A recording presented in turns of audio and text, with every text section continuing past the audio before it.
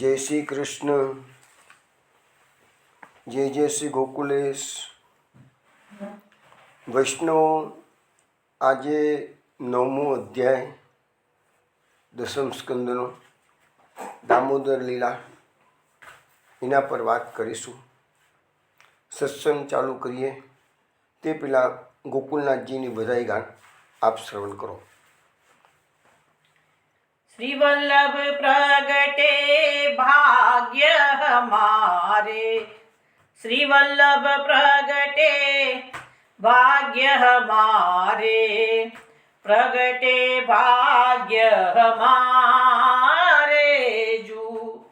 श्री वल्लभ प्रगटे भाग्य हमारे, प्रगटे भाग्य हमारे जू. भये मनोरथ मन के चीते, श्री रुक्मणी लाल निहारे जू. श्री वल्लभ प्रगटे भाग्य हमारे, प्रगटे भाग्य हमारे जू. कही न जाय अंग अंग की शोभा, उमगी रस की धारे जू.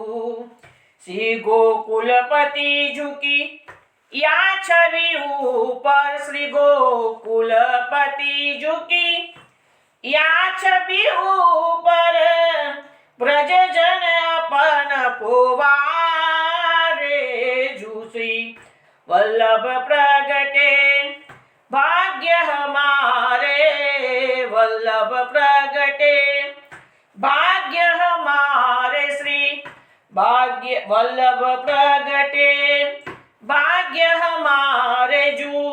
प्रगटे भाग्य हमारे जू, प्रगटे भाग्य हमारे जू. આ બધાય ગાન તો સમજી શકાય એવું જ છે કે અહીંયા વૃષજનનું બનાવેલું આ પદ છે. એમ કે છે કે વલ્લભ એટલે કે શ્રી ગોકુલનાથજી. ગોકુલનાથજીનું મૂળ નામ વલ્લભ હતું. એટલે કે વલ્લભ પ્રગટે ભાગ્ય અમારે જો, એટલે શ્રી ગોકુલનાથજીનું પ્રાકટ્ય થયું એટલે અમારું ભાગ્ય ખીલી ઉઠ્યું છે. ભયે મનોરથ મન કે ચિત્તે, મનમાંથી જેટલું ચિંતન કર્યું હતું એ બધા મનોરથો આ ગોકુલનાથજી અમારા પૂર્ણ કર્યા છે. શ્રી રૂક્ષ્મણી લાલ નિહારે જો, રૂક્ષ્મણી લાલ એટલે કે આ ગોકુલનાથજીને ખાલી અમે દર્શન કરીએ ને તો પણ અમારા બધા મનોરથો પૂર્ણ થઈ જાય છે. કહીને જાય અંગો અંગ કી શોભા. આ ગોકુલનાથજીનું સ્વરૂપ કેવું છે તો એમના એક એક અંગમાંથી શોભા નીતરી રહી છે. ઉમગી રસકી ધારે જુ, અને એમના અંગે અંગમાંથી રસધારા વહી રહી છે. એટલું ટૂંકમાં રસ પ્રચુર એમનું શ્રીઅંગ છે. શ્રી ગોકુલપતિ જુકી આ છબી પર, અને આ ગોકુલનાથજીની જે અંગોની શોભાની જે છબી છે એના પર વ્રજજન અપનપો વહારે જુ. વ્રજજન કહે છે હું મારી જાતને વારી જઉં છું, છાબર કરી દઉં છું. અને ગોકુલનાથજીનું ચરિત્ર અદ્ભુત છે. આપણે જ્યારે વ્રજયાત્રાના સત્સંગમાં ગોકુલના પ્રસંગો જોયા હતા તે વખતે મેં ગોકુલનાથજીનો માળા તિલકનો પ્રસંગ પણ થોડોક શોર્ટમાં કહ્યો હતો. અને ગોકુલનાથજીનું તો જે યશનું સ્વરૂપ છે એમાં કીધેલું છે ને કે દાંત તનો પ્રતિબિંબરે રસના, વલ્ભાખ્યાનમાં કીધેલું છે કે તાત તનો પ્રતિબિંબરે રસના, એટલે શ્રી મહાપ્રભુજીનું જ પ્રતિબિંબ ગોકુલનાથજીમાં છે. અને ગોકુલનાથજીએ તો જે કાર્ય કર્યું છે માળા તિલકનું રક્ષણનું, એ તો પુષ્ટિ સંપ્રદાય શું સમગ્ર વૈષ્ણવ સૃષ્ટિ પણ એની ઋણી છે, ક્યારેય ભૂલી નહીં શકે. અને આપણે અનુકૂળ છે તો ગોકુલનાથજીના પણ 108 નામ પ્રકટ થયેલા છે. મેં વાત કરી હતી ગઈકાલે જ આઈ થિંક વાત કરી હતી કે દેવકા બેટીજીના લાલ એટલે કૃષ્ણરાય લાલા, એમને ગોકુલનાથજીના 108 નામ પ્રકટ કરેલા છે. અને એના પર લોકનાથ પંડિતે ખૂબ સુંદર વિવેચન ટીકાઓ કરેલી છે. એ બધી વસ્તુ ક્યારેક ભગવાનની કૃપા થશે તો લઈશું. હવે આપણે સત્સંગમાં આજે દસમ સ્કંદનો 9મો અધ્યાય શરૂ કરીએ છીએ.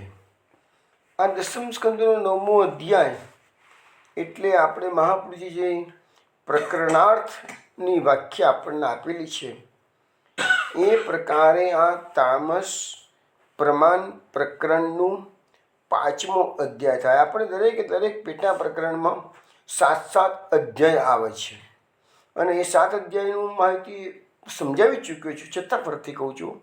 ઐશ્વર્ય, વીર્ય, યશ, શ્રી, જ્ઞાન, વૈરાગ્ય અને 7મું ધર્મી. તો દરેક જગ્યાએ 7 પેટા પ્રકરણો આવેલા છે.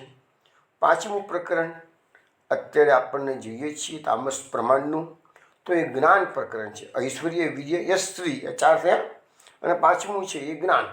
તો આજે આપણને અહીંયા જ્ઞાન પ્રકરણ પર આપણે આજે વાત કરવાના છીએ.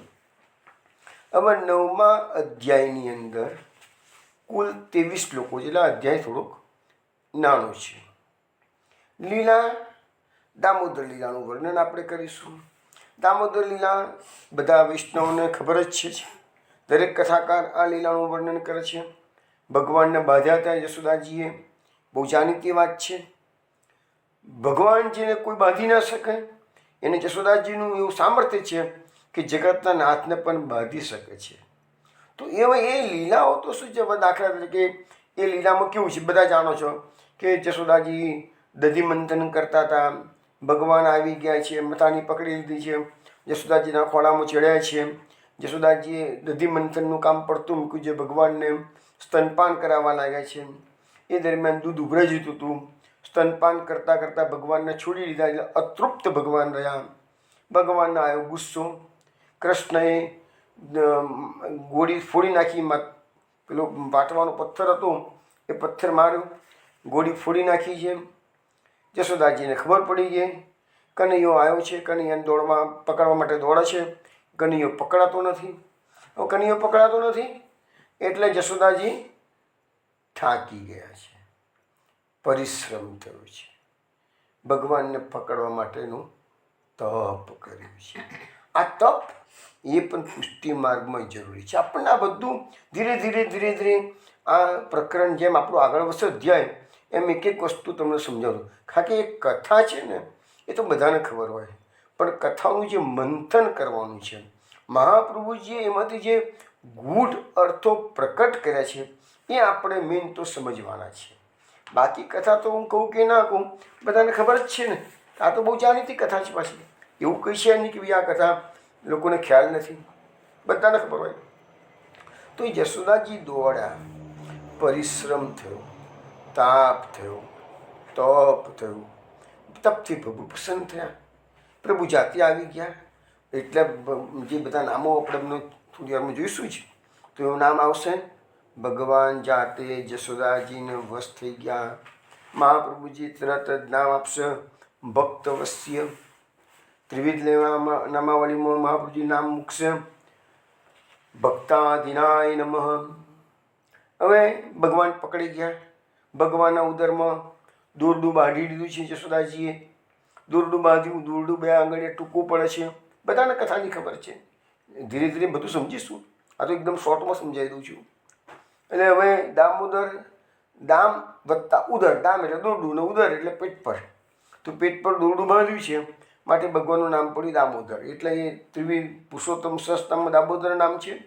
અને દામોદરાય નમઃ એ ત્રિવિધના નામાવલીમાં છે. એ પણ તમને બધાને સમજણ પડે એવું છે. ભગવાને પેલી ગોળી ફોડી નાખી હતી એટલે નામ પડ્યું દધી ભાંડ ભેત્રે નમઃ. અને પુરુષોત્તમ સહસ્ત્રનામમાં દધી ભાંડ વિભેદન, એવા 2 નામ આપ્યા છે. પુરુષોત્તમ સહસ્ત્રનામના નામ અને ત્રિવિધ લીલા નામાવલીના નામ ક્યારેક સરખા આવે, કારણ કે લીલા તો બંનેમાંથી સરખી જ છે ને, એટલે નામ સરખા આવે છે. પરંતુ ત્રિવિધ લીલા નામાવલીમાં વિશેષ નામ જે મૂક્યું છે એ ચૌર્ય વિસંકિતે ક્ષણાય નમઃ. કેમ કે યશોદાજીએ જ્યારે એને પકડવા આવ્યા છે એટલે લાલો એ જે ચોરી કરી છે, તો માખણ ખોડેને પર ઊભો રહ્યો છે, માકડાને માખણ ખવડાવે છે. યશોદાજી જોઈ ગયા છે કે ચોરી કરી ને બધું માખણ આ ચોરી છુપી હતી માકડાને ખવડાવવા જેમ, એટલે એ ચોરી કરીને પછી એને ખબર પડી કે માતાજી જોઈ ગયા છે, એટલે મહાપ્રભુજીએ નામ પ્રકટ કર્યું ચૌર્ય વિસંકિત ક્ષણાય નમઃ. એ ક્ષણાય નમઃ એટલે દ્રષ્ટિ કરી છે કરણ્યાય કે માં જોઈ ગઈ મને કે છે એમ. તો એવી રીતે આ બધા નામો આપણને કથા તો મેં તમને શોર્ટમાં 9મા અધ્યાયની કહી દીધી.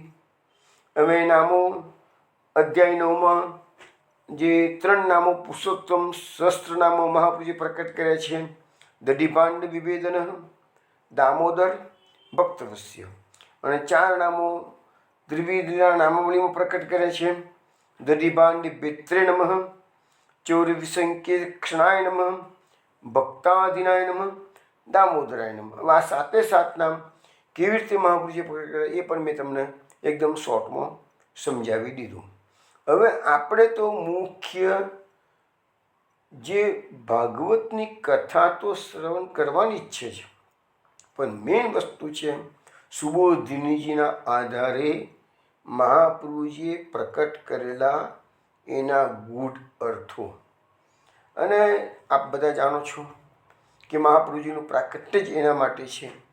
મહાપ્રભુજી એ વૈશ્વાનર અને લખ્યું છે કે એના ગૂઢ અર્થો પ્રકટ કરવા માટે ભગવાને મને આ ભૂતલ પર મોકલ્યું છે. પ્રથમ સ્કંદની સુબોધિનીજીમાં મહાપ્રભુજી આ વસ્તુ ઇન્ડિકેટ કરેલી છે. હવે આપણે 9મા અધ્યાયમાં પ્રવેશ કરીએ છીએ. 9મા અધ્યાયની અંદર કથા શોર્ટમાં કહી. હવે આપણે 9મા અધ્યાયમાં પહેલી આપણે એની કારિકાઓ જોઈએ. 9મા અધ્યાયની જે કારિકાઓ મહાપ્રભુજીએ કથા શરૂ કરતાં પહેલાં જ ભાગવતના ગૂઢ અર્થોનું સુબોધિનીજીમાં નિરૂપણ કરતાં પહેલાં કેટલીક કારિકાઓ લખી છે. એ કારિકાઓ વિશે આપણે થોડું ગાન બી કરીએ, સમજીએ પણ ખરા. મહાપ્રભુજી આ સમજાવે છે કે રાજા પરીક્ષિતે 10મ સ્કંદના 7મા અધ્યાયના બીજા શ્લોકમાં સુખદેવજીને પ્રશ્ન કર્યો હતો. હવે એ પ્રશ્ન આપણે 7મો અધ્યાય ક્યારનો આવી ગયો, ત્યારે 9મો અધ્યાય આવ્યો છે. હવે એ પ્રશ્ન શું હતો તમે કદાચ વિસ્મૃત થઈ ગયો, સ્વાભાવિક છે, તો હું તમને પ્રશ્ન પણ કહી દઉં. એ વખતે પરીક્ષિત રાજાએ સુખદેવજીને એવો પ્રશ્ન કરેલો કે જે ચરિત્રો સાંભળવાથી મનુષ્યની જે કથાની ઉદાસીનતા છે અને સાંસારિક તૃષ્ણાથી જતી રહે, પછી એવી કથા કોણ જેથી અંતકરણ શુદ્ધ થાય, એવી કથા કોણ જેથી શ્રી હરિમાં ભક્તિ થાય, એવી કથા કોણ જેથી શ્રી હરિના ભક્તો સાથે મિત્રતા થાય. તો આ 5 પ્રકારના ફળની આશા પરીક્ષિત રાખી રહ્યા છે. તો મહાપ્રભુજી એ શ્લોકની સુબોધિનીજીમાં આ શ્લોક છે ને 10મ સ્કંદ 7મા અધ્યાયનો બીજો શ્લોક છે. એટલે આ 5 પ્રકારની કથા સાંભળવાની પરીક્ષિતની ઈચ્છા થઈ. એટલે મહાપ્રભુજી કહે છે કે સુખદેવજી એને 5 પ્રકારના ચરિત્રો શ્રવણ કરાવ્યા જેથી એ 5 ફળની પ્રાપ્તિ થાય. ટૂંકામાં કહું તો તૃણાવર્ત વધની જે કથા થઈ તો એનાથી મહાપ્રભુજી કહે છે કે કથા શ્રવણનો અણગમો તમારો દૂર કરી આપે છે. પછી ભગવાને બગાસું ખાઈને અંદર વિશ્વદર્શન જે કરાવ્યું છે જશોદાજીને, એનાથી તમારી એ કથા સાંભળવાથી તમારી સાંસારિક તૃષ્ણા દૂર થઈ જાય છે. પછી આપણે 8મા અધ્યાયમાં ભગવાનની નામકરણ, માખણ ચોરી, પછી ધૂર્ત લીલા, એ બધી લીલાઓ શ્રવણ કરી તો એનાથી મહાપ્રભુજી કહે છે તમારું અંતઃકરણ શુદ્ધ થઈ જાય. આપણે જોયું ને નામ રૂપ જ્ઞાન ભક્તિ અને ભાગ્ય, આ 5 વસ્તુ આપણે જોઈ તો એ 5થી અંતઃકરણની શુદ્ધિ થઈ જાય છે. હવે આપણે જે જોવાના છીએ આ અધ્યાયમાં એ ભગવાનની ખાંડનીએ બંધાવવાની લીલા. તો એનાથી ભગવાનમાં ભક્તિ પ્રાપ્ત થાય. આ એકચ્યુઅલી જ્ઞાન પ્રકરણ છે, પણ એ જ ભગવદ સ્વરૂપનું જે જ્ઞાન છે એ જ આપણને મહાત્મ્ય જ્ઞાન એ આપણને ભગવાનમાં ભક્તિ પ્રાપ્ત કરાવશે. અને પછી એના પછી 10મો અધ્યાય જ્યારે આવશે આના પછી તરત જ તેમાં યમલા અર્જુન ભંજન લીલા આવશે. 2 વૃક્ષોને પાડી નાખ્યા ભગવાન એ લીલા આવશે. તો એ લીલા શ્રવણ કરવાથી ભગવાનના ભક્તો એટલે કે ભગવદીઓ સાથે તમારી મૈત્રી થાય. તો આવી રીતે આ બધી વાતો મહાપ્રભુજીએ 7મા અધ્યાયના બીજા શ્લોકની સુબોધનીમાં આપણને એડવાન્સમાં જણાવી દીધું હતું. તો એ વસ્તુ આજે ફરીથી તમને મેં યાદ કરાવી દીધી છે વૈષ્ણવો. હવે આપણે એક કારિકાઓ જોતા છીએ, એનું થોડુંક ટૂંકામાં નિરૂપણ કરતા જઈએ. કારિકા મહાપ્રભુજી લખે છે કે શાસ્ત્રાર્થતો યથા ભક્તિ હરો ભવતી નિશ્ચલામ તદર્થમ નવ મે પ્રાહ ચરિત્રમ પરમાદ્ભુતમ. એટલે કે શાસ્ત્રાર્થથી જે પ્રકારે હરિમાં નિશ્ચલ ભક્તિ થાય તે માટે ભગવાનનું પરમ અદ્ભુત ચરિત્ર આ અધ્યાયમાં કહેવામાં આવશે. મહાપ્રભુજી આપણને શરૂઆત કરીને કહી દીધું કે ભગવાનની ભક્તિ તમારામાં પ્રાપ્ત થાય એટલે આ અધ્યાયમાં કથા કહેવામાં આવે છે. મુખ્ય આશય ભક્તિ. વિશેષમાં મહાપ્રભુજી કહે છે કે ભગવાન ભક્તને વશ થાય એવું બોધ આપતા ભગવાનના પરમ અદ્ભુત ચરિત્રોનું શ્રવણ કરવાથી શ્રી હરિમાં નિશ્ચલ ભક્તિ થઈ જાય છે. એટલે કહેવાનો મતલબ શું છે કે આ અધ્યાયનું મેઇન તાત્પર્ય છે કે ભગવાન ભક્તોને આસાનીથી વશ થઈ જાય છે. અને એવી આ દામોદર લીલા છે. તો ભગવાન બંધાય જે આખા જગતના બધા જીવોને એના મોહના બંધનમાં નાખીને બાંધ્યા કરે છે. અને વેદ સ્તુતિમાં તો એટલે સુધી લખ્યું છે કે ભગવાન મોટા મોટા વિદ્વાનોને પંડિતોને વેદ વાયુરૂપી દોરડાથી બાંધી રાખે છે. વેદોની વાણી જે છે, બધા એમ કે વેદોની વાણી એટલે ઉત્તમ જ ગણાય. તો એ વેદોની વાણીમાં મેજોરિટી તો કર્મનું જ પ્રતિપાદન કરવામાં આવેલું છે. અને એ કર્મનું ફળ કયું છે તો સ્વર્ગનું બતાવવામાં આવેલું છે. તો એ કર્મના ફળ કે જે સ્વર્ગની પ્રાપ્તિ કરાવે છે એવા કર્મકાંડમાં જ મોટા મોટા વિદ્વાનો બધા દોરડીથી ભગવાન બધાને કોને બાંધે એવી રીતે વિદ્વાનોને ભગવાન આ કર્મકાંડની દોરડીથી બાંધી દે છે. તો જે ભગવાન ભલભલા પંડિતોને લોકોને આ માયાથી બાંધે છે, વિદ્વૈતવાણીના દોરડાથી બાંધે છે, એવો ભગવાન આજે જશોદાજીના હાથે બંધાઈ જવાનો છે. આપણે જોતા રહી જઈશું અને જશોદાજી આપણે ના પાડીશું તો પણ જશોદાજી એનું કાર્ય કરવાના જ છે. આજે જશોદાજી બહુ જ અકળાયેલા છે, કનૈયા પર ગુસ્સે થયેલા છે. અને એના ઉપર તો ગોપીજનોએ જ્યારે ભગવાન ગોકુળ છોડી અને મથુરા જતા રહ્યા, ઉદ્ધવજી આવ્યા છે ત્યારે ગોપીજનો જોડે જે ગોપીજનોએ ઉદ્ધવજીને જે સંદેશો મોકલાયો એમાં કહે છે ફિર વ્રજ વસો શ્રી ગોકુલનાથ. બહુ સુંદર પદ છે, ક્યારેક લઈશું, અત્યારે નથી લેતો. પણ ફિર વ્રજ વસો શ્રી ગોકુલનાથ, પ્રભુ તેમ પાછા પધારો. હવે તમને ક્યારેય બી ખાંડણીએ નહીં બાંધીએ. અમે તમને કાયમ માટે ગાયોની પાછળ ગાયો ચરાવવા માટે સવારે વહેલા ઉતારતા હતા. હવે તમને નહીં ઉઠાવી દઈએ. એ પ્રભુ હવે તમે માખણ ચોરી કરાવશો તો અમે જશોદાજીને ફરિયાદ કરવા નહીં જઈએ. અને તમે માખણ ચોરી કરવા માટે તમારે અનેક અખતરા કરવા પડતા હતા, એવું પણ નહીં કરવું પડે. અમે તમને એવી રીતે જ માખણ મૂકીશું, તમે આરામથી માખણ ચોરશો. જશોદાજી ગોપીજનો ઉદ્ધવજી જોડે જે સંદેશો મોકલાયો છે, સાહેબ આંખમાં આંસુ આવી જાય એવું વર્ણન અંદર છે પદમાં. પણ એ પદનું વર્ણન ક્યારેક કરીશું. પણ એવા સંદેશો મોકલાયો એટલે આ ભગવાન જશોદાજી જ્યારે વિદાય લે છે ગોકુળથી મથુરા જવા માટે, ત્યારે જશોદાજી કહે છે કનૈયાને કે બેટા તું બીજું બધું યાદ રાખજે, પણ મેં તને ખાંડણીએ બાંધ્યો હતો ને એ યાદ ના રાખીશ કે છે.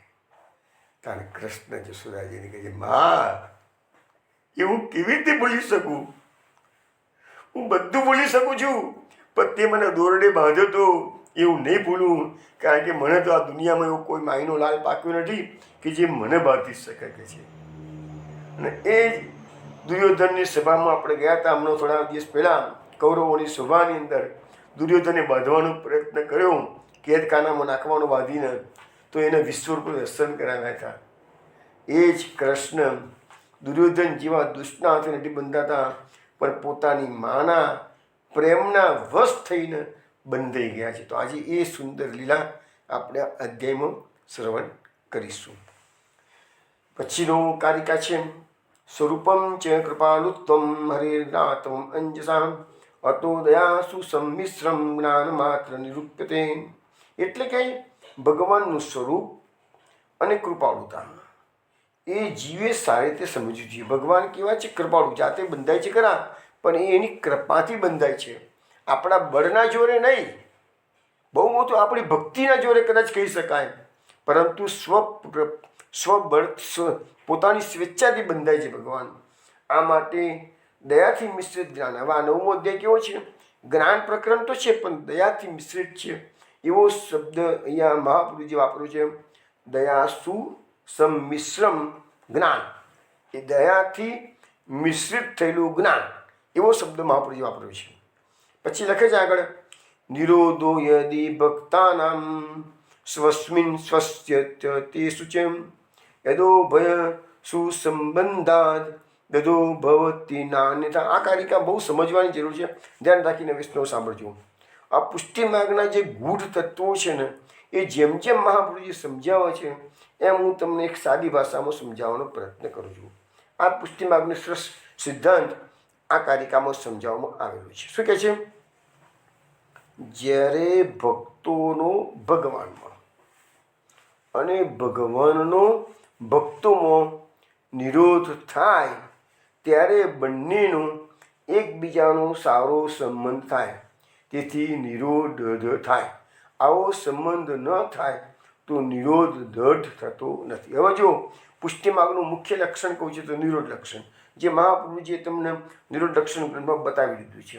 મહાપ્રભુજીએ નિરોધ લક્ષણ ગ્રંથના છેલ્લા શ્લોકમાં કહી દીધું, નાત પરતરો મંત્રો નાત પરતરસ્ત્વ નાત પરતરા વિદ્યા તીર્થમ નાત પરાત પરમ. મહાપ્રભુજીએ નિરોધ લક્ષણ ગ્રંથની છેલ્લા શ્લોકમાં કહી દીધું, નાત પરતરો મંત્રો, આનાથી વધીને બીજો કોઈ મંત્ર નથી. નાત પરત્ર સ્તોત્ર, આનાથી વધીને બીજું કોઈ સ્તોત્ર નથી. નાત પરતરા વિદ્યા, આનાથી વધીને કોઈ બીજી વિદ્યા નથી. નાત તીર્થમ નાત પરાત્પરમ, અને આનાથી વધીને બીજું કોઈ તીર્થ નથી. એટલે કે મહાપ્રભુજીએ જે કંઈ બી પ્રકટ કર્યું છે એમાં મહાપ્રભુજીની ભાષામાં કહીએ તો નિરોધ લક્ષણ ગ્રંથથી વધીને કાંઈ નથી. એટલે વૈષ્ણવને ઘણી વખત કહું છું કે નિરોધ લક્ષણ ગ્રંથ હંમેશા કંઠસ્થ કરો, રોજ પાઠ કરો અને નિરોધ લક્ષણને મગજમાં ઉતારવાનો પ્રયત્ન કરો. મહાપ્રભુજીએ નિરોધ લક્ષણમાં જે જે વસ્તુ શીખવાડી છે આપણને, એને જીવનમાં ઉતારવાનો પ્રયત્ન કરો. અહીંયા શું વાત આવે છે? ભક્તોનો ભગવાનમાં નિરોધ અને ભગવાનનો ભક્તમાં અરસપરસ. છોકરો અને છોકરી વિવાહના બંધનથી બંધાય, પણ એવું નથી કે વન સાઇડેડ સંબંધ બંધાયો છે. ના, બંને સાઈડનો સંબંધ છે. છોકરો કહે છે કે છોકરી ગમી છે, પણ છોકરીવાળા પણ કહે છે ને અમને છોકરો ગમે છે, તો જ વિવાહ થાય. એક સાઈડ હોય તો વિવાહ થાય, ના થાય. તો એવી રીતે ભક્ત એમ કે પ્રભુ હું તને પ્રેમ કરું છું, પણ ભગવાન કહેવા જોઈએ ને, હા બેટા, હા ભક્ત, હું તારો છું. આપણે તો કહીએ કૃષ્ણ હું તારો છું, પણ કૃષ્ણ આપણને માનવા જોઈએ ને. હવે મહાપ્રભુજીએ એક સુંદર કારિકા, શ્રુતિ ગીતાની કારિકાઓમાં એક સુંદર કારિકા મહાપ્રભુજીએ પ્રકટ કરી છે. એમાં મહાપ્રભુજી શું કહે છે? શ્રુતિ ગીતાની કારિકા છે. સર્વ એવ હરેર ભક્તા તુલ્યાન મન્યતે હરિ અત કૃષ્ણો યથાત્મીયાન મન્યતે ભજનમ તથા. મહાપ્રભુજી આ કારિકા, આ 9મા અધ્યાયની કારિકા, ત્યાં શ્રુતિ ગીતાની કારિકા 10મ સ્કંદ 87મો અધ્યાય, તે વખતે આ બધું આવશે. એની કારિકા મહાપ્રભુજી સમજાવે છે, ભગવાન માટે બધા જ ભક્તો સરખા. આપણે જે ઊંચ નીચેના ભેદ મૂકી દીધા છે ને, એ મહાપ્રભુજી તો ના જ પાડી દીધી. મહાપ્રભુજી કહે છે બધા જ ભક્તો ભગવાન માટે સરખા. સર્વેવ હરેર ભક્તા, હા બધા ભક્તો સરખા. તુલ્યાન મન્યતે હરિ. પણ શું છે? આપણે કહીએ કે હું ભગવાનનો ભક્ત છું, ના ચાલે. આપણી વાત ના ચાલે. ભગવાન કે બેટા તું મારો ભક્ત છું તો બરાબર છે. તું મારો ભક્ત, ભગવાન આપણો ભક્તનો ભગવાનના ભક્તોનો સંબંધ આપણે સ્વીકારીએ, ભગવાન સ્વીકારવા જોઈએ ને. તો યા મહાપ્રભુજી આપણને સમજાવે છે ભગવાન માટે બધા ભક્તો સરખા, માટે તમે ભગવાન તમને પોતાનો ભક્ત માને એવી રીતે ભગવાનનું ભજન કરો. આપણે ભગવાનનું ભજન કરીએ, આપણે ભગવાનને ભક્ત માની બેઠા, પણ ભગવાને આપણો ભક્ત તરીકે સ્વીકાર કર્યો હોય તો જ ભગવાનના બધા ભક્તો સરખા. પછી ભગવાન સમોહમ સર્વભૂતેષુ, મહાપ્રભુએ કહ્યું, ગીતામાં ભગવાને કહ્યું સમોહમ સર્વભૂતેષુ, બધા જ મારા માટે સરખા જ છે. તો આવી રીતે અહીંયા ભક્તનો ભગવાનમાં, ભગવાનનો ભક્તમાં નિરોધ થાય એટલો જ એ નિરોધ સિદ્ધ થયો કહેવાય. મહાપ્રભુજી સરસ વાત કરતા ડિટેલ્સમાં આપણને સમજાવે છે વિવરણમાં કે ભક્તોનો ભગવાનમાં નિરોધ થાય, ભગવાનનો ભક્તમાં નિરોધ થાય એ તો સમજી શકાય છે બંને વસ્તુને. કંઈ ભાઈ ભગવાન ભક્તનો ભગવાનમાં નિરોધ થાય સમજી શકાય, પણ ભગવાનનો ભક્તમાં નિરોધ કેવી રીતે થાય? હવે નિરોધ માટે જરૂર શું છે? કન્ડિશન છે કે પ્રપંચની વિસ્મૃતિ થવી જોઈએ. નિરોધ માટે મુખ્ય આપણી જે ભગવત આસક્તિ અને લૌકિક સંસારના પ્રપંચોની સ્મૃતિ બે હોય તો જ ભગવાનમાં નિરોધ સિદ્ધ થાય. તો અહીંયા મહાપ્રભુજી કે ભગવાનને વળી પ્રપંચની સ્મૃતિ કરવાની વાત ક્યાંથી આવે છે? કે છે જો ભગવાનનો ભક્તમાં નિરોધ કરવો હોય તો ભગવાનને પણ પ્રપંચની વિસ્મૃતિ કરવી જોઈએ ને. તો એની શંકા ન કરવાનું મહાપ્રભુજી આપણને સમજાવે છે. અને એના સપોર્ટમાં મહાપ્રભુજી જે કારણ રજૂ કરે છે એમાં એમ કે છે કે શ્રીમદ ભાગવતના 9મા સ્કંદના 4થા અધ્યાયમાં અંબરીશ રાજા અને દુર્વાસાનું ઉપાખ્યાન આપવામાં આવ્યું છે. કથા તો બધાને ખબર છે, એકાદશીનું મહત્વ અંબરીશ રાજાએ પ્રકટ કર્યું છે. બધી કથા જાણીતી છે, રિપીટ નથી કરતો અત્યારે.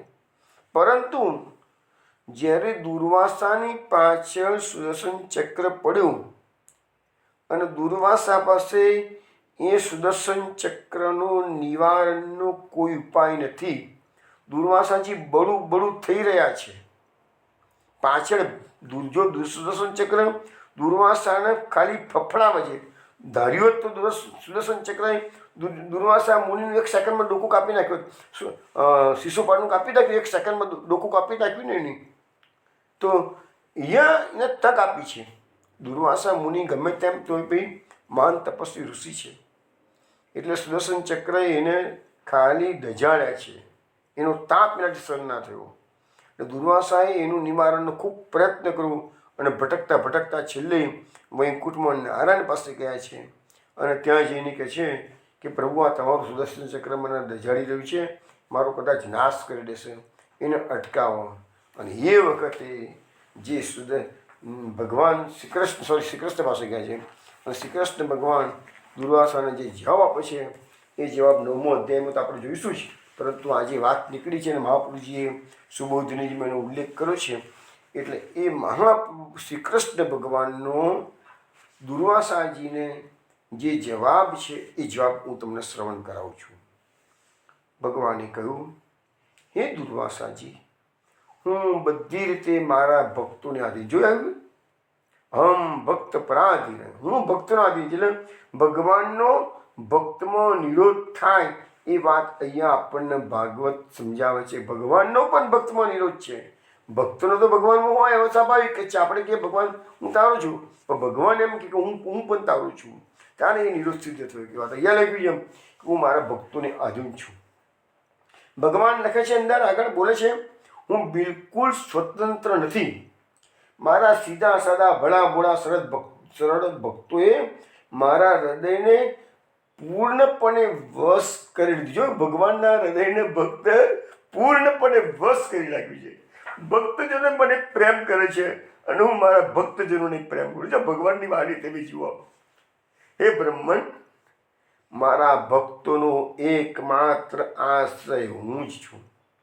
તેથી મારા સાધુ સ્વભાવના ભક્તોને હું છોડી શકતો નથી. હું સ્વયં મારી જાતને ચાહું, હું તો સ્વયં મારી જાતને પણ ચાહતો નથી કે મારી અર્ધાંગીની લક્ષ્મીજીને પણ ચાહતો નથી. એટલું મારા ભક્તોને હું ચાહું છું. જે ભક્તો પત્ની, પુત્ર, ઘર, ગુરુજનો, પ્રાણ, ધન, આલોક અને પરલોક બધું જ છોડીને માત્ર મારા શરણમાં આવી ગયા છે, તેમને છોડવાનો વિચાર હું કઈ રીતે કરી શકું? જેમ સતી સ્ત્રી પોતાના પાતિવ્રત્યથી સદાચારી પતિને વશ કરી લે છે, તેવી રીતે મારી સાથે પોતાના હૃદયને પ્રેમના બંધનથી બાંધી રાખનારા સમદર્શી સાધુ પુરુષો ભક્તિ દ્વારા ભગવાન કહે છે કે મને વશ કરી દે છે. આગળ ભગવાન બોલે છે, મારા અનન્ય પ્રેમી ભક્તો એમની સેવાથી જ પોતાને પરિપૂર્ણ કૃતકૃત્ય માને છે અને મારી સેવાના ફળ સ્વરૂપે જ્યારે હું મારા ભક્તોને સાલોક્ય, સારૂપ્ય વગેરે અનેક પ્રકારની મુક્તિઓ આપું છું, ત્યારે પણ તેઓ મારા ભક્તો એ મુક્તિને પણ તુચ્છ ગણીને સ્વીકાર કરતા નથી. તો પછી આ સાંસારિક ભોગો હું મારા ભક્તોને આપું તો ક્યાંથી સ્વીકારવાના છે કે છે? હે દુર્વાસાજી, હું તમને વધારે શું કહું કે છે? અરે મારા પ્રેમી ભક્તો તો મારું હૃદય જ છે અને પ્રેમી ભક્તોનું હૃદયમાં હું જ છું કે છે. કારણ કે મારા પ્રેમી ભક્તો મારા સિવાય બીજું કાંઈ પણ જાણતા નથી. એટલે ભગવાન ભક્તોને પ્રેમ કેમ કરે છે એનું કારણ અહીંયા આપણને 9મા સ્કંદમાં ભગવાનની જે સ્પીચ દુર્યોધનને શ્રવણ કરવા મળી છે, દુર્વાસાજીને શ્રવણ કરવા મળી છે, એમાં આપણને જણાવે છે. તો મહાપ્રભુજીએ એ વાત આપણને અહીંયા સુબોધનીજીમાં ઉલ્લેખ કરીને સમજાવી છે કે ભગવાનને પણ ભક્ત સિવાય ચાલતું નથી. ભગવાન એકલો એકલો બેઠો બેઠો વૈકુંઠમાં શું કરશે? ભક્તો જેની પાસે ના હોય તો એ બિચારા ભગવાનને પણ શું હાલત થાય? તો અહીંયા એ વસ્તુ હોય કે ભગવાન વિરુદ્ધ ધર્માશ્રય છે. ભગવાન સર્વજ્ઞ હોવા છતાં લીલાથી અજ્ઞાની બની જાય છે અને છેલ્લે તો પછી એ કથાની અંદર એવો હોય છે, દુર્વાસાજીને કહી દીધું કે હું સુદર્શન ચક્રને અત્યારે આજ્ઞા કરીશ ને તો પણ મારું નહીં માને કે જેમ માટે દુર્વાસાજી તમે જાઓ, તમે જેનો અપરાધ કર્યો છે એ અંબરીશ રાજાની ક્ષમા માગો કે છે. સાહેબ જુઓ, ભગવાન પોતાના ભક્તોનું ગઈકાલે આપણે જોયું ને કે પ્રબળ પ્રેમ કે પાળે પડકર પ્રભુ કો નિયમ બદલતે દેખા. અહીંયા ભગવાન સુદર્શન ચક્રને આજ્ઞા આપી શકતા નથી. એ આજ્ઞા આપવાની શક્તિ ભગવાને અંબરીશ રાજા, સુદર્શન ચક્ર છે ભગવાનનું, તો ભગવાન ના પાડી નહીં આપી શકું. જાઓ અંબરીશ પાસે, અંબરીશનો અપરાધ કર્યો છે તો અંબરીશ ક્ષત્રિય છે, દુર્વાસા બ્રાહ્મણ છે. ખરેખર તો બ્રાહ્મણ ઊંચો છે, ક્ષત્રિય નીચો કહેવાય છે, તો પણ આજે દુર્વાસાજીને એ ક્ષત્રિયની માફી માંગવા જવું પડે. અંબરીશે એવું વર્તન નથી કર્યું. અંબરીશ રાજાએ પૂર્ણ આટલું હોવા છતાં પણ અંબરીશ રાજાએ પોતાની ભગવતીયપણું, મહાનતા છોડી નથી અને દુર્વાસાજીનું સંપૂર્ણ માન જાળવ્યું છે. આગળ કથામાં 9મા સ્કંદ વખતે જોઈશું. તો એવી રીતે અહીંયા ભગવાન ભક્તને વશ થાય છે, એટલે બંને રીતે અહીંયા સંબંધ સ્થાપિત થાય છે. પછી આગળ આપણને સમજાવે છે બીજી કારિકામાં, જ્ઞાન વૈરાગ્ય રૂપે સ્વાધીનો ભગવાન ભવેત અતોધ્યાય ત્રય લીલા જીવાદિના નિરૂપ્યતે. એટલે શું કહે છે? ભગવાન જ્ઞાન, વૈરાગ્ય અને રૂપથી ભક્તોને આધીન થાય છે. એટલે હવે 3 અધ્યાયમાં હવે આપણે આ જે લીલા અત્યારે લઈ રહ્યા છીએ દામોદર લીલા, તો દામોદર લીલા એ 9મો અધ્યાય, 10મા અધ્યાયની અંદર આવશે ઉખલબંધ આપણે યમલાર્જુનનો મોક્ષ આવશે અને 11મા અધ્યાયમાં આપણું તામસ પ્રકરણનો છેલ્લો અધ્યાય આવશે. તામસ પ્રકરણના જો 4 અધ્યાય થઈ ગયા છે 7 અધ્યાયમાંથી, તામસ પ્રમાણના જો 3 અધ્યાય બાકી છે. તો 3 અધ્યાયમાં જ્ઞાન, વૈરાગ્ય અને રૂપ આવશે કે છે. તો હવે અહીંયા આપણને આ 9મા અધ્યાયમાં મેઇન જ્ઞાન પ્રકરણ છે. તો લખ્યું છે કે જ્ઞાન એટલે શું? તો જ્ઞાન એટલે પુષ્ટિ માર્ગીય ભક્તનું જ્ઞાન. જે પેલા પંડિતોનું કે વિદ્વાનોનું જ્ઞાન હોય છે એ જ્ઞાન નહીં. જે આત્મજ્ઞાની પુરુષોનું જ્ઞાન હોય છે એ જ્ઞાન નહીં. પુષ્ટિ માર્ગીય ભક્તનું જ્ઞાન. આવા જ્ઞાનને લીધે ભગવાન ભક્તને વશ થાય છે. પુષ્ટિ માર્ગમાં ભગવાન ભક્તને પોતાના સંબંધી, જોયું પુષ્ટિ માર્ગની ખાસિયતમાં આપણને સમજાવે છે. પુષ્ટિ માર્ગમાં ભગવાન ભક્તને પોતાના સંબંધી ગણે છે અને સ્વસંબંધથી ભક્તોના મનોરથો પૂર્ણ કરે. જો ભગવાન ભક્ત મનોરથ પૂરક છે કે છે ને, એ વાત અહીંયા મહાપ્રભુજી આપણને સમજાવે છે. એટલે કે આ ભક્તો મારા જ છે, મારો સંબંધી છે, એવું પુષ્ટિ માર્ગે જ્ઞાન એ ભગવાનને છે. ભગવાનને પણ જ્ઞાન છે કે આ મારો ભક્ત છે, અને એ જ્ઞાનથી ભગવાન ભક્તને વશ થાય છે. તો એ આ અધ્યાયનું તાત્પર્ય છે. હવે વૈરાગ્ય 10મા અધ્યાયમાં વૈરાગ્યની વાત આવશે. વૈરાગ્ય કેવી રીતે આવશે? તો વૈરાગ્ય એટલે શું છે? તો વિષયોની આસક્તિમાંથી મુક્તિ. આપણે સામાન્ય રીતે સાંસારિક વિષયોમાં જીવ માત્ર ફસાયેલું છે, અને એ વૈરાગ્ય કોને કહેવાય છે? તો એમાંથી આપણી મુક્તિ થવી જોઈએ. આપણે ભાગવત મહાત્માના પદ્મપુરાણમાં એ વસ્તુ આવે છે કે ભક્તિ મહારાણીના 2 દીકરા છે, જ્ઞાન અને વૈરાગ્ય. માતા બાળકો વગર કોઈ જગ્યાએ જાય નહીં, એટલે જ્યાં ભક્તિ છે તો જ્ઞાન અને વૈરાગ્ય સાથે આવવાના છે. એટલે જ્યાં તમને જ્ઞાન અને વૈરાગ્ય વગરની માત્ર ભક્તિ જોવા મળે તો માનજો કે એમાં ક્યાં કોઈ ગરબડ છે. વૈરાગ્ય તો જોઈશે જ. મહાપ્રભુજીનું જીવન આખું તમે જુઓ, વૈરાગ્યની મૂર્તિ હતા. મહાપ્રભુજી કોઈ આસક્તિ કશું જ રાખ્યું નથી. કોઈ વૈભવ, કોઈ રાજા મહારાજાઓ ભલે એમના ચરણોમાં દંડવત કરતા હતા, એમને કોઈનું કશું સ્વીકાર્યું નથી. ખાલી પોતાના સેવકોનું જ જે કંઈ થોડું ઘણું સ્વીકારતા હતા. એવા મહાપ્રભુજીએ આપણને નિરોધક્ષણ કરતી વાતો ઘણી વખત કરું છું. એમાં પણ આપણને આ વૈરાગ્યની વાત કરી દીધી એમ કે ભગવદ ધર્મ સામર્થાન વિરાગો વિષય સ્થિર. ભગવદ ધર્મના સામર્થ્યથી વિષયોમાં વૈરાગ્ય સ્થિર થશે. મહાપ્રભુજીના વાક્યો ખોટા કદી ના હોઈ શકે. જ્યાં તમને વૈરાગ્ય જોવા ના મળતો હોય અને વૈભવ જોવા મળતું હોય તો માનજો કે મહાપ્રભુજીને ફોલો નથી કરતા. ચલો આગળ. મહાપ્રભુજી કહે છે કે ભગવાનના વૈરાગ્ય ધર્મનો અર્થ એવો છે કે માત્ર પોતાના ભક્તો પર સ્નેહ અને ભક્તો સિવાય બીજા બધા પર રાગ હોય નહીં. એટલે જોયું, હવે અહીંયા ભગવાનના પક્ષપાતની વાત આવી કે અહીંયા ભગવાનનો વૈરાગ્ય શું? બીજા ભક્તોનો વૈરાગ્ય તો સમજી શકાય કે ભક્તોનો તો વિષયોમાંથી વૈરાગ આવે એટલે એને વૈરાગ કહેવાય. પણ ભક્તોનો વૈરાગ સમજ્યા તો ભગવાનનો વૈરાગ્ય શું? તો એના માટે આપણને મહાપ્રભુજી સમજાવે છે કે ભગવાન માત્ર પોતાના ભક્તના આધીન છે અને એ સ્વરૂપ માત્ર લીલા પુરુષોત્તમનું છે. તો એ સ્વરૂપથી ભગવાન ભક્તોને વશ થાય છે કે છે, પણ બીજા કોઈનાથી ભગવાન વશ થતા નથી. તો એ જ એનો વૈરાગ્ય આવી ગયું છે. ભગવાનને પોતાના ભક્તો જ વાળા છે ને બીજા તરફ ભગવાનને કોઈ આસક્તિ નથી. બીજા લોકોને આસક્તિ નથી નો શું થયું? બીજા લોકોને કર્મના કાયદા જે પ્રકારે હોય એ પ્રકારે એને ફોલો કરાવે છે. એવું નથી ભગવાન એમને કંઈ દંડ આપે છે, એવું પણ નથી. ભગવાનને પોતાના ભક્તો વાળા, અને ભક્તો માટે તો કીધું ને કે પ્રબલ પ્રેમ કે પાલે પડકર પ્રભુ કો નિયમ બદલતે દેખા. પણ એ નિયમ બદલવાની વાત કોના માટે છે?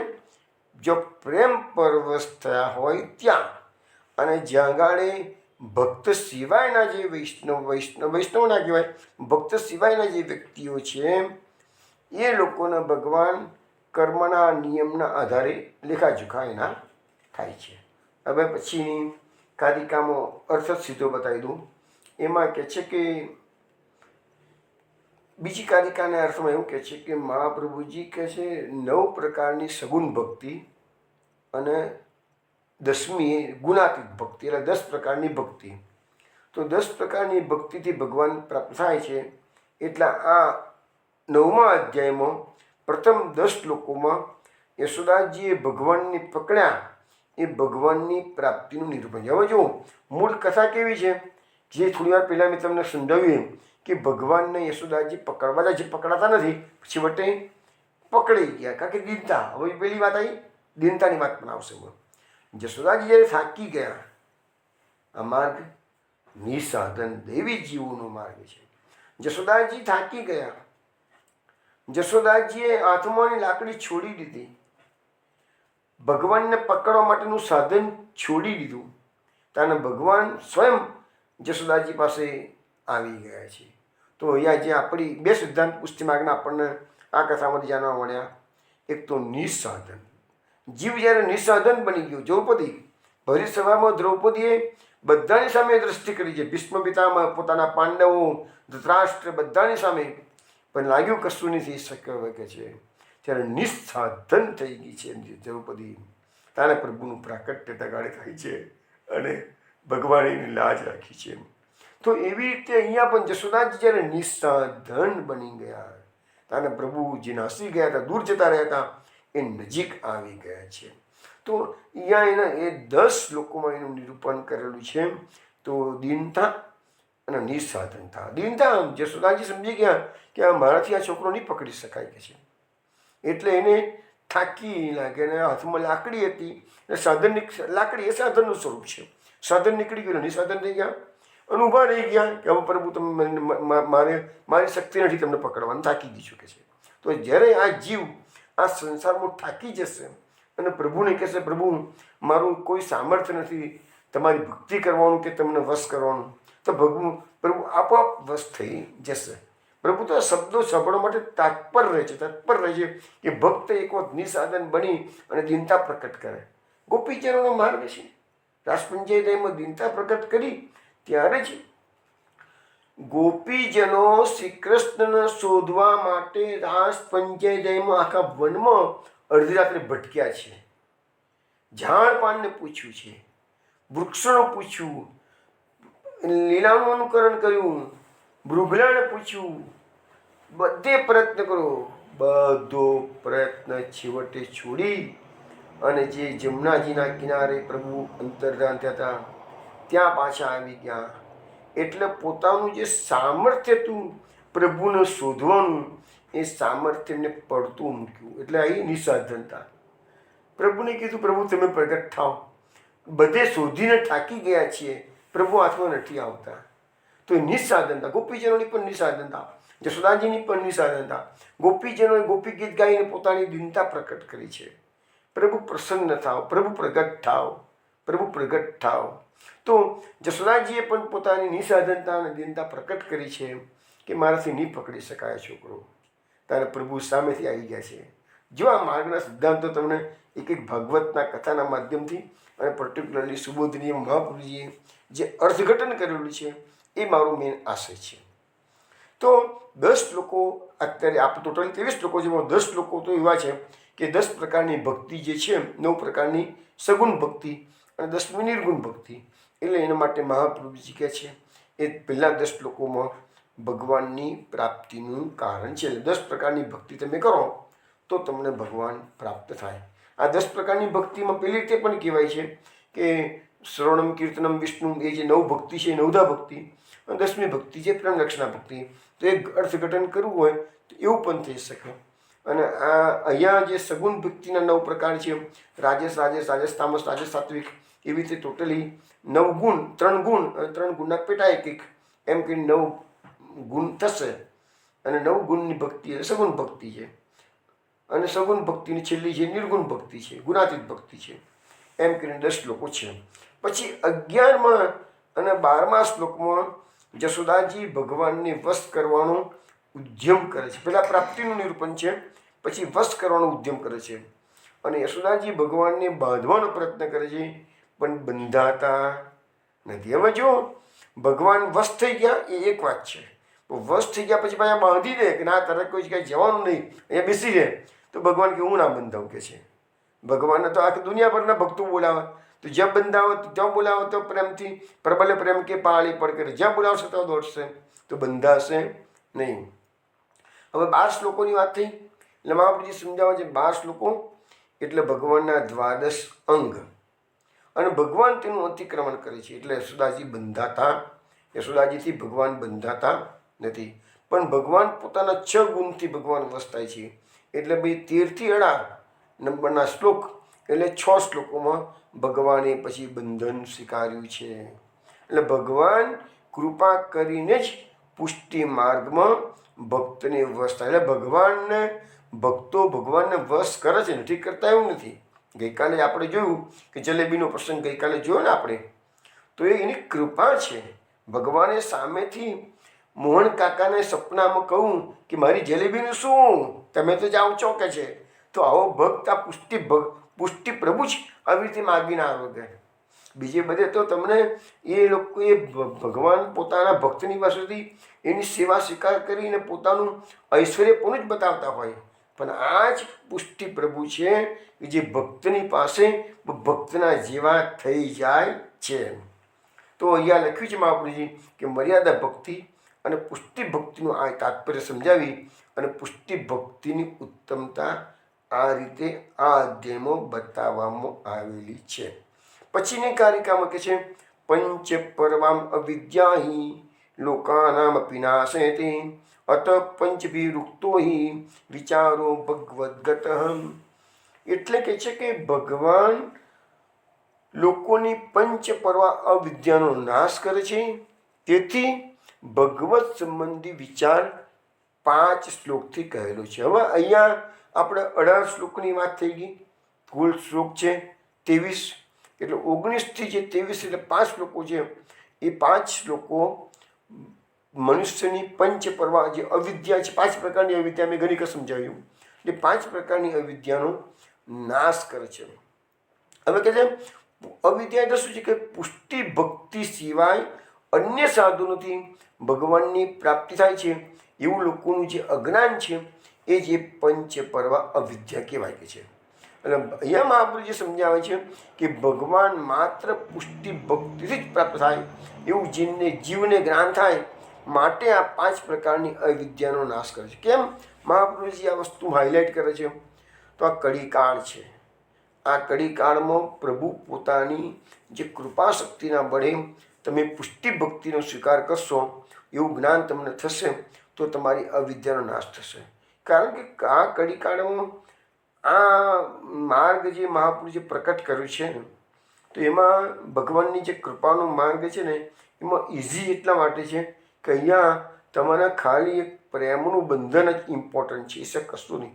બીજા બધા માર્ગોમાં શું છે, બધી વિધિ નિષેધ બહુ હોય છે. જે આ પુષ્ટિ માર્ગમાં એવો કોઈ વિધિ નિષેધ નથી, ખાલી એક જ નિયમ છે અને એ છે પ્રેમ. ચલો હવે આપણે હજુ પણ થોડી કારિકાઓ જોઈ લઈએ. નિવારિતાપી સંસારે મોહિતા સંગતા પુનઃ ગુણગાને સકાલો ભુજ શ્રમોદ્ભાવ્યમ તતો ભવત. એટલે કે છે કે ભગવાને શ્રીમુખમાં વિશ્વનું દર્શન યશોદાજીને ગયા અધ્યાયમાં કરાવ્યું અને જ્ઞાન આપ્યું. પછી પોતાની વૈષ્ણવી માળા ફેલાવી અને ભગવાને પાછું જ્ઞાન ખેંચી લીધું. યશોદાજી એનાથી પાછા મોહ પામી ગયા, સંસારના કામો કરવા લાગ્યા. પણ આ વખતે યશોદાજી સંસારના કામો કરતાં કરતાં પણ ભગવદ્ ગુણાનુવાદ કરવા લાગ્યા છે. હવે યશોદાજી સંસારમાં પાછા ભગવાને પેલું જ્ઞાન તો લુપ્ત કરાવી દીધું, વિશ્વ દર્શન કરાવીને જ્ઞાન કરાવ્યું અને પછી લુપ્ત કરાવી દીધું, વૈષ્ણવી માયાનો હુકમ કર્યો, બરાબર છે. પણ હવે સંસારના કામોમાં ભલે યશોદાજી ફસાયેલા હતા પણ ભગવદ્ ગુણગાન કરવા લાગ્યા. એવું આ કારિકાનો અર્થ છે કે છે અત કૃતો નિષેધો ભક્તિ સારમ હરિ પપો તતો રિક્ત પૂર્વ બુદ્ધ્યા સંગતાન્યચ ચકાર. એ કારિકામાં મહાપ્રભુજી એવું સમજાવે છે, યશોદાજી દધિમંથન કરતા હતા, એમને શ્રમ થયો, ભગવાન ભક્તનો શ્રમ સહન કરી શક્યા નહીં.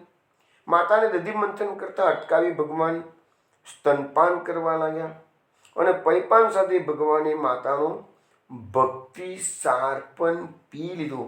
ભગવાને દૂધ પીધું એટલું નહીં, માતાજીના હૃદયમાં જે સ્નેહ રસ હતો, ભક્તિ રસ હતો, એ પણ ભગવાને દૂધની સાથે સાથે પી લીધો. હવે યશોદાજીનો સર્વ સ્નેહ ભગવાનમાં જતો રહ્યો એટલે પાછી યશોદાજીમાં સંસાર શક્તિ આવી ગઈ અને પોતે ગ્રહ કાર્યમાં જોડાઈ ગયા. પછીની એક કારિકામાં એવું કહે છે, જિજ્ઞાસાયામ તતો દ્રષ્ટા પ્રાપ્ત્યર્થમ યત્નમાચરતમ વિરુદ્ધાસ્તાન હરિર્જ્ઞાત્વા તપસે નિર્ગતસ્તત. હવે ભગવાનને યશોદાજીએ જોયા નહીં એટલે પેલું પછીમાં એક કથા તો આગળ આવશે જ કે ભગવાને પથ્થરો માર્યો, ગોળી ફોડી નાખી, તો યશોદાજી પકડવા ગયા તો ભગવાનને જોયા નહીં એટલે ભગવાન ક્યાં છે એમ જાણવાની યશોદાજીને જિજ્ઞાસા થઈ. ત્યારે ભગવાને દર્શન દીધા. હવે જો આ વસ્તુ પણ આપણને સમજાવવા છે મહાપ્રભુજી કે તમારી જિજ્ઞાસા પ્રભુના પ્રાપ્ત કરવાનું આપણે બધા શું સાધન કરીએ છીએ, એ સાધનમાં એવો કરંટ નથી આવતો કે પ્રભુ મને ક્યારે પ્રાપ્ત થશે, એટલે પ્રભુ આપણને દર્શન આપતા નથી. પણ અહીંયા કહે છે કે જશોદાજીને જિજ્ઞાસા થઈ કે કનૈયો હમણાં અહીંયા રમતો હતો તો ક્યાં ગયો કનૈયો, એટલે જશોદાજી શોધવા નીકળ્યા છે. અને એ શોધવાની જે જિજ્ઞાસા જશોદાજીને છે તાને એમને ભગવાને દર્શન આપ્યા છે. અને એમને પછી દર્શન આપ્યા છે, પાછી એમને પકડવાનો પ્રયત્ન કરવા લાગ્યો. પણ યશોદાજીના પ્રયત્નો જોઈને ભગવાને કે એની પકડમાં હું નહીં આવું કે છે. એટલે યશોદાજીને તપ કરાવવા ભગવાન ત્યાંથી ભાગી ગયા. એટલે ભગવાન જતા રહ્યા, ભગવાન દૂર થયા, પણ યશોદાજી શોધવા નીકળ્યા હતા, દર્શન આપ્યા, પણ પાછું પકડવાની વાત આવી તો પકડાતા નથી. અને પકડાવવા માટે યશોદાજીને શ્રમ કરવો પડ્યો, એટલે કે તપ કરવું પડ્યું. એટલે પુષ્ટિ માર્ગમાં તપની પણ જરૂર છે એવું આપણને અહીંયા બતાવવામાં આવે છે. હવે આગળ પૂર્ણે તપસી તપ્ત પ્રાપ્તિ રેવમ દશભિરુચ્યતે પરોક્ષવાદા ઋષય પરોક્ષમ ચ હરિપ્રિયમ. હવે મહાપ્રભુજી સમજાવે છે કે જ્યારે યશોદાજીની આ પ્રકારની તપશ્ચર્યા પૂર્ણ થઈ. કઈ તપશ્ચર્યા? પ્રભુને શોધવા માટે, પકડવા માટે દોડ્યા છે, થાક્યા છે, તો એક જાતનું તપ થયું. તો એ તપશ્ચર્યા જ્યારે પૂર્ણ થઈ ત્યારે યશોદાજીને ભગવાનની પ્રાપ્તિ થઈ. તપશ્ચર્યા પૂર્ણ થઈ પછી પ્રાપ્તિ થઈ. હવે આપણે દુનિયામાં લક્ઝરિયસ લાઈફ જીવવાનું છે, પ્રભુ પ્રાપ્તિ માટે થોડો ઘણો પ્રયત્ન કરીએ આપણે, પણ આપણું જે લક્ઝરિયસ વૈભવી જીવન છે એ તો કોઈ સંજોગોમાં આપણે જોઈતું છોડવું નથી કે છે. પ્રભુની પ્રાપ્તિ થાય તો થાય, ના થાય તો કંઈ વાંધો નથી, પણ આ વૈભવી જીવન તો છોડવાનું. તો અહીંયા આપણને સમજાવવામાં આવે છે કે તપની પણ જરૂર છે. ભગવાનના માટે તપ એટલે આપણે પુષ્ટિ માર્ગે ભક્તોનો તપ એટલે શું છે? તો આપણું જે સેવા યજ્ઞ છે એ પણ તપ જ છે. તમે ભગવાન માટે જે કંઈ બી સંસારના ભોગો છોડો અને પ્રભુ પ્રત્યેથી જીવન જીવો એ પણ એક તપ છે. એકાદશીનું વ્રત કરવું એ પણ એક તપ છે. અમુક નિયમોથી જીવવું કે ખાના રસમ નહીં ખાવા એવા અમુક નિયમોથી જીવવું એ પણ એક તપ છે. બીજું તો શું આ કળિયુગમાં તપ લેવાના છે? તો યશોદાજીને એ તપસ્યા પૂર્ણ થઈ અને યશોદાજીને ભગવાનની પ્રાપ્તિ થઈ. પછી શું કહે છે? આસક્તિમ ચેત સ્વયં કુર્યાત જીવ કૃષ્ણ પ્રલાયતે તદા ધરો નિરોધ સ્યાત નાન્યથ્યક્તિ નિર્ણય. હવે કહે છે કે જો ભગવાન પલાયન થઈ જાય, દૂર ભાગી જાય, તો જીવ પોતાની મેળે તેમનામાં આસક્તિ કરે અને ત્યારે નિરોધ દત્ત થાય. બીજા પ્રકારે નિરોધ દત્ત થતો એવો આ નિર્ણય છે. દત્ત થતો નથી એવો નિર્ણય છે. અમે જો એ આપણને સમજાવે છે કે ભગવાન પલાયન થયેલા આપણાથી દૂર થઈ ગયા, તો જીવને પોતાની મેળે તેમનામાં આસક્તિ કરે. એટલે કેવી રીતે? હવે આ જે થિયરી છે આપણને આ વસ્તુ પણ મેં તમને સમજાવેલી છે પહેલાં રાસપંચાયતના માધ્યમથી, અને પેલો શ્લોક પણ તમને ઘણી વખત કહેલું છે કે યથા ધનો લબ્ધ ધને વિનષ્ટ. એ સિદ્ધાંત અહીંયા મહાપુરુષજી આપણને સમજાવી રહ્યા છે કે ગોપીજનોને ભગવાન મળ્યા, રાસ મંડળમાંથી અંતર્ધાન થઈ ગયા, ગોપીજનો શોધવા નીકળ્યા છે, પણ મળેલા હતા અને પછી દૂર જતા રહ્યા. તો દૂર જતા રહ્યા તે શોધવા રહ્યા એટલે ગોપીજનોને પોતાની જાતને ભૂલી ગયા, પોતાના ગરબારને ભૂલી ગયા, બધું ભૂલી ગયા. પણ કૃષ્ણમાં જ કૃષ્ણ ક્યાં છે, કૃષ્ણ ક્યાં છે? ક્વાસી ક્વાસી મહાપૂજે, જે એના વાક્યો યાદ કરો તમે, ક્વાસી ક્વાસી મહાપૂજે, પ્રભુ તમે ક્યાં છો, ક્યાં છો? તો એ પ્રકારની જે તાણાવેલી લાગી છે એનાથી આસક્તિ થાય અને તો જ નિરોધ થાય. જેવી રીતે નિર્ધન માણસ છે, એને ધન મળી ગયું અને પછી અચાનક ધન જતું રહે, તો એની જે ધનની આસક્તિ છે, એ નિર્ધન હતો ને તાને જે આસક્તિ હતી એના કરતાં ધનવાન થયા પછીની નિર્ધન અવસ્થામાં એની આસક્તિ છે એ ઘણી પ્રબળ થઈ જશે. તો એવી રીતે પ્રભુની પ્રાપ્તિ માટેની આપણી આસક્તિ એટલી પ્રબળ હોવી જોઈશે, તો જ એ નિરોધ દઢ થશે. મહાપ્રભુજી સમજાવે છે જીવ પોતાની મેળે પોતાના સત્વને વશ કરીને ઘરના કામ વગેરેમાં આસક્ત થાય તો ભગવાન એનાથી વિમુખ થઈ જાય છે. તમે ઘરના કામમાં કે સંસારના કામમાં ફસાઈ ગયા એ ભગવાનને ગમે નહીં. ભગવાનને કેવો જીવ ગમે છે કે જે જીવ સતત કૃષ્ણનું સ્મરણ કરતો હોય. એટલે તો મહાપ્રભુજી આપણને સિદ્ધાંત આપ્યો છે તસ્માત સર્વાત્મના નિત્યમ શ્રી કૃષ્ણ શરણમ મમ. વદદભીરેવ સતતમ સ્થેયમિત્યવમેમતિ. એટલે અહીંયા જીવ દુનિયાદારીમાં આસક્ત થઈ જાય તો ભગવાન તમારાથી દૂર થઈ જશે. પણ એ પ્રમાણે ભગવાન જો વિમુખ થાય તો પછી જીવનો ભગવાનમાં જ્યારે એને પછી દુઃખ થાય, જ્યારે પ્રભુની ભક્તિ કરતો તો હવે તો બધું બંધ થઈ ગયું, સંસારમાં ફસાઈ ગયો, તો એને જે દુઃખ થાય અને પ્રભુની પ્રાપ્તિ માટેનું એની આસક્તિ દઢ થાય ત્યારે એ જીવનો નિરોધ દઢ થઈ જાય. તો વૈષ્ણવ મેં આજે મહાપ્રભુજીની જે બધી કારિકાઓ હતી આ 9મા અધ્યાયની, એ જ કારિકાઓ, આટલી બધી કારિકાઓ આજે આપણને સારી એવી શ્રવણ કરાવી છે. આ સુબોધની જ કહેવાય, કારિકા એટલે સુબોધનો ભાગ જ છે બધો. હવે આપણે એક એક શ્લોક જોતા જઈશું અને શ્લોકનું એક એકની સુબોધની પણ. અત્યારે કારિકા એટલે આખા અધ્યાયનો સારમાં આવી ગયો કે મહાપ્રભુજી આ અધ્યાયમાં આટલી વસ્તુ આપણને બતાવવા માગે છે. હવે આપણે શ્લોક અર્થ સુબોધની જોતા જઈએ. હવે અહીં લખ્યું છે કે પહેલો શ્લોક છે આ 9મા અધ્યાયનો. એકદા ગ્રહદાસીસુ યશોદાનંદ ગેહિની કર્માંતર નિયુક્તાસુ નિર્મમંથ સ્વયં દધી યાની યાની ગીતાની તદ્બાલચરિતાની ચ દધી નિર્મથને કાલે સ્મરંતી તાન્ય ગાયત. એકવાર નંદ ભવનની દાસીઓ અન્ય કામમાં રોકાયેલી હતી ત્યારે નંદરાણી યશોદાજી દહીં વલોવવા બેઠા. દહીં વલોવતા યશોદાજી ભગવાનની જે પ્રસિદ્ધ બાળલીલાઓ હતા એને સ્મરણ કરે છે અને એના ગીતો ગાવા લાગ્યા. આ પહેલો શ્લોક અને બીજો શ્લોક બોલ્યો. હવે ત્રીજા શ્લોકમાં જશોદાજીના સ્વરૂપનું વર્ણન સુખદેવજી કરે છે. ખૂબ સુંદર વર્ણન છે. એ વિનોદા તમને ગાયને શ્રવણ કરવા પછી અર્થ સમજાવું છું. ક્ષૌમં વાસ પૃથુકટિતટે બિભ્રતિ સૂત્રનદ્ધં પુત્ર સ્નેહ સ્નુતકુચયુગમ જાતકંપં ચ સુભ્રુઃ રજ્વાકર્ષ સમભુજ ચલત કંકણૌ કુંડલે ચ સ્વિન્નમ વક્ત્રમ કબર વિગલન માલતી નિર્મમંથ. આ જે જશોદાજી અત્યારે દહીંનું વલોનું કરી રહ્યા છે માખણ કાઢવા માટે, તો એ વખતનું જે સ્વરૂપ છે જશોદાજીનું. હવે ભગવાનના સ્વરૂપનું વર્ણન તો ભાગવતમાં અનેક જગ્યાએ છે, પણ જશોદાજીનું અત્યારનું જે સ્વરૂપ છે એ કેવું છે. હવે જે પુષ્ટિ માર્ગે આપણે દરેકે દરેક વસ્તુમાં પુષ્ટિ માર્ગે સિદ્ધાંતો સમજવાનું છે. ચોખ્ખી વસ્તુ તમને સ્પષ્ટ કહું છું. મન, વાણી અને કર્મથી ભગવદ્ ગુણગાનમાં રત રહેવાનું. તો મનથી આપણે પ્રભુનું સ્મરણ કરવાનું, મનથી સ્મરણ કરવાનું, વાણીથી ગાન કરવાનું અને શરીરથી કર્મ કરવાનું. હવે અહીંયા જુઓ જશોદાજી શું કરી રહ્યા છે, તો દધી મંથન કરે છે. કેમ દધી મંથન કરે છે? લાલો હજુ સૂઈ રહ્યો છે, લાલો અમને ઉઠશે, તો લાલો ઉઠશે તાજું તાજું માખણ માગશે.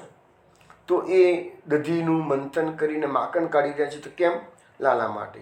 એટલે આ લાલાની એક સેવા થઈ, એટલે કાયાથી સેવા થઈ. હવે બાળલીલાનું હાથ કામ કરે છે, પણ મન પ્રભુની બાળલીલાઓનું સ્મરણ કરે છે. એટલે મનથી ભક્તિ થઈ, શરીરથી ભક્તિ થઈ. હવે મોટેથી પાછું ગાન, એ બાળ ચરિત્રોનું જે ગીતો ગોપીજનોએ બનાવ્યા છે કે પોતે બનાવ્યા છે એ ગીતોનું પાછું ગાન કરે છે. ત્રણ વસ્તુ થઈ કે દધી મંથનની પ્રક્રિયા હાથથી થાય છે, મનથી ભગવાનની બાળલીલાઓનું સ્મરણ કરે છે અને મોટેથી એટલે મુખ્યથી એટલે કે વાણીથી ભગવાનના લીલાઓનું ગાન થાય છે. તો આપણા જીવનમાં પણ આ ત્રણ વસ્તુ છે. સંસારના કામો કરવાના, તો એવા કામોને પ્રાધાન્ય આપો જે પ્રભુ પ્રીત્યર્થે થતા હોય. હવે એક કામ પછી ગમે તે કામ કરતા હોય, રસોડામાં સેવા, રસોડાનું કામ કરતા હોય, ઘરનું નાનું મોટું કામ કરતા હોય, સેવા કરતા હોય તો સ્વાભાવિક છે કે તમારું ચિત્ત કૃષ્ણમાં હોય છે. પણ રસોડામાં તમે ગમે તે કાર્ય કરતા હોય ઘરનું નાનું મોટું, તો પણ ચિત્ત તો કૃષ્ણમાં જ રાખવાનું. અને ચિત્ત કૃષ્ણમાં કેવી રીતે રાખી શકાશે? તો આવી કથાઓનું જે તમે શ્રવણ કર્યું હોય, તો એની જે લીલાઓનું ગાન થતું હોય, એ લીલાઓનું તમે વારંવાર એને વાગોળ્યા કરો. તો અને જે કંઈ સ્તોત્રો સારા આવડતા હોય એવા બધા સ્તોત્રોનો પાઠ કરવાના, મોઢેથી ગુણગાન કરવાના. એ તમારે બને ત્યાંથી ગોખેલું હોય ને તો તમારો સમય, તમારી એક સાથે 3 પ્રક્રિયા થાય: સ્મરણ, ગાન, એટલે મીન્સ કે શ્રવણ નથી, આમાં સ્મરણ છે, કીર્તન છે, અને તમારું જે ભગવાનની સેવા છે, અર્ચન વંદન નાસ્ય ભક્તિ છે, એ બધી ભક્તિ. એટલે 3 પ્રકારની ભક્તિ તમે ચાલુ કાર્ય કરી શકો છો. હવે એ બધું જશોદાજી કરી રહ્યા છે, પણ સુખદેવજી એનું સ્વરૂપનું વર્ણન કર્યું છે. એ આપણે શ્લોકમાં હમણાં જ કહ્યું, પણ ગુજરાતીમાં તમને કહું. યશોદાજીએ રેશમી વસ્ત્ર પહેરેલું છે, કટી મેખલાથી એ વસ્ત્ર બાંધ્યું છે, છતાં એમના પુષ્ટ નિતંબો પરથી એ શરીર પડતું હતું. પુત્રના સ્નેહને લીધે એમના સ્તનોમાંથી દૂધ સ્ત્રવી રહ્યું હતું. તે વખતે બંને સ્તનો કંપાયમાન થઈ રહ્યા હતા. કારણ કે વલોણું કરે ને એટલે આખું શરીર કંપાયમાન થાય ને, એટલે વલોણાના દોરડા ખેંચવાના શ્રમથી હાથમાં પહેરેલા કંકન અને કાનમાં પહેરેલા કુંડલો દોડતા, એટલે આખું શરીર દોડતું હોય, સમ વિશે કુંડલ પણ દોડવાના અને હાથના કંકન પણ અવાજ કરવાના છે. યશોદાજીની ભ્રમરો ખૂબ સુંદર હતી. આ શ્રમથી યશોદાજીના ચહેરા પર પરસેવો વળી ગયો હતો. ચોટલામાં ગૂંથેલા માલતીના ફૂલ ખરીને નીચે પડતા હતા. અને આવા યશોદાજી પ્રભુ માટે દહીંનું મંથન કરી રહ્યા હતા. આપણે એક શ્લોકો મહાપ્રભુજીએ આ યશોદાજીના સ્વરૂપનું જે વર્ણન ભાગવતમાં કર્યું છે, એની સુબોધિનીજીમાં એક વસ્તુને એટલી બધી સુંદર રીતે સમજાવી છે. દાખલા એક જ એક્ઝામ્પલ આપું કે માલતીના ફૂલ નીચે માથામાંથી નીચે ખરી પડ્યા હતા. તો એ માલતીના ફૂલ વિચારે છે કે આ યશોદાજી તો જગતના નાથની પણ માં છે, તો એના માથા પર હું બેસી જઉં એ મારા માટે યોગ્ય નથી. મારું સ્થાન તો આ મહાન ભક્તના ચરણોમાં હોય. એટલે એ ફૂલો માથામાંથી શરમાઈને નીચે પડી અને યશોદાજીના ચરણોમાં સ્થાન પ્રાપ્ત કરવા માટે નીચે પડ્યા છે. આવો એક ભાવ મહાપ્રભુજી સમજાવે છે. તો વૈષ્ણવો આવા દરેક શ્લોકના, દરેક વસ્તુના આવા સુંદર સુંદર ભાવો આપણે કાલે સમજવાનો પ્રયત્ન કરીશું. આજે સમય પૂરો થયો છે. કાલે રાત્રે 8 વાગે મળીશું. જય શ્રી કૃષ્ણ. જય શ્રી ગોકુલેશ.